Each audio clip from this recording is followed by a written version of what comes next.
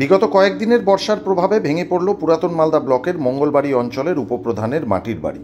ঘটনাক্রমে জানা গেছে, পুরাতন মালদা ব্লকের মঙ্গলবাড়ি অঞ্চলে উপপ্রধান সোনিয়া লিম্বু তার বাড়ি সংশ্লিষ্ট এলাকার ঝিমুলি এলাকায়। তিনি মাটির বাড়িতে বসবাস করেন। তার বাড়িতে রয়েছেন তার স্বামী এবং 2 ছেলে ও তার শাশুড়ি।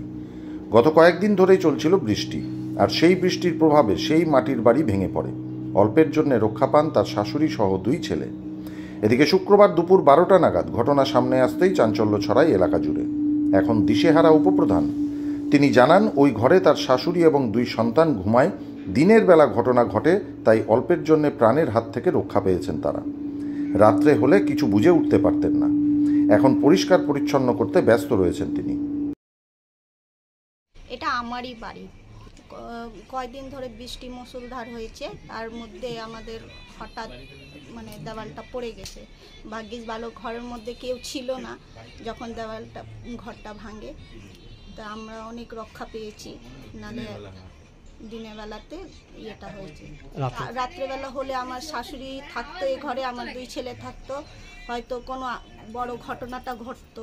তাই আমরা কোনোদিন নিজে থেকে আবেদন জানাইনি ঘরের জন্য। আমরা সবসময় চাই যে আমাদের হয়তো অনেক যারা গরিব তাদের হয়তো আমরা সেবা করতে পারি, জনগণের সেবা করি।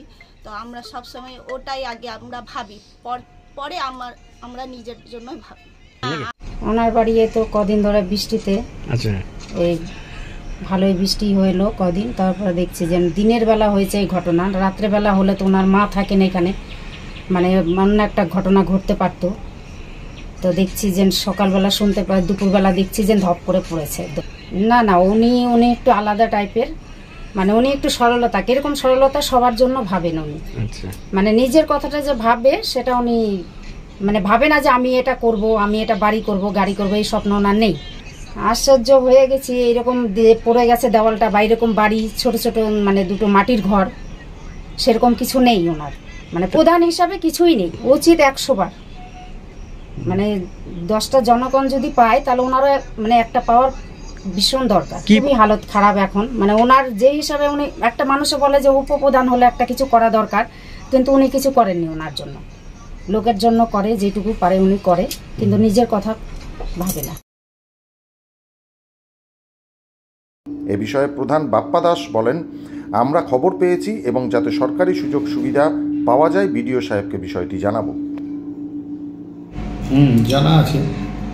আমাদের মঙ্গলবাড়ি অঞ্চলের ঝিমুলি গ্রামে আমাদের উপপ্রধানের বাড়ি, সেখানেও গিয়ে আমি দেখে এসেছি। প্লাস নলডুবি, কিছু নারায়ণপুরেও অনেক বাড়িঘর, কিছু বাড়িঘর ক্ষতি হয়েছে এই বৃষ্টিতে। তো সেও পাওয়ার যোগ্য, আর বাকি যেগুলো দেখে এসেছি আমি সেগুলোও পাওয়ার যোগ্য। কারণ অনেকটাই ক্ষতি হয়েছে। ওনার মাটির বাড়ি তো, যার কারণে ওনার মাটির দেওয়াল ভেঙে পড়েছে। তা আমরা সরকারিভাবে যতটা পারি চেষ্টা করব, ও বিডিও ম্যাডামকেও বলবো যতটা